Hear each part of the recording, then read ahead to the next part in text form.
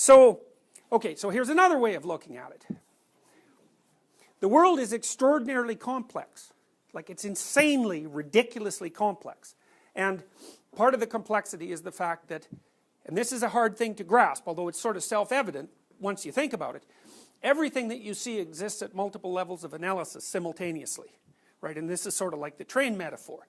So, you know, for you to be you, for a person to be a person, there's an incredible number of microstructures that make up that person that have to be functioning in no unpredictable manner whatsoever, you know. So you exist at a quantum level, and we're not going to talk about that because there isn't anything to say about it that's intelligible. You exist at an atomic level and a molecular level, and then the molecules make organs, and then the organs interact to make you, and then you're nested in a family, and then that family's nested in a city, and the city's nested in a state, and the state is nested in an economy, and the economy is nested in a biosphere. And every single one of those levels of analysis, it isn't that it's relevant to you, it's actually that it is you.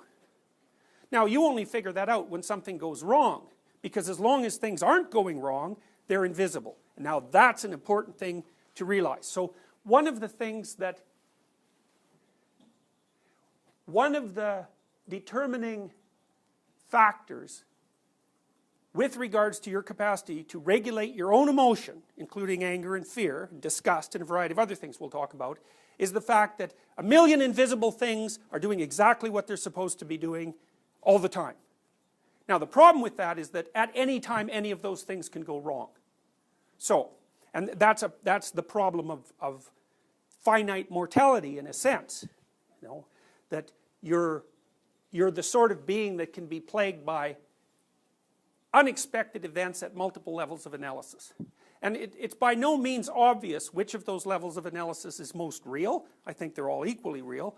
It's also no small feat to pick the level of analysis at which you should be approaching a given problem. People argue about that all the time. You know, when they might say something like, what's the greatest problem facing humanity today? It's like even conceptualizing where the problem is in that entire tree of being is something that you can argue about for forever and not get anywhere.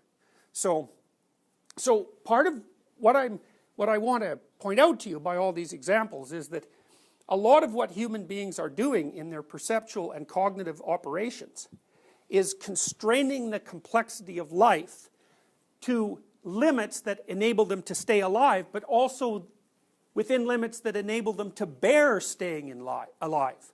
Both of those at the same time. Because you want to keep existing, obviously, and hypothetically you want to propagate, but also hypothetically you want to do both of those things while not suffering yourself absolutely to death. And so that's a set of constraints. And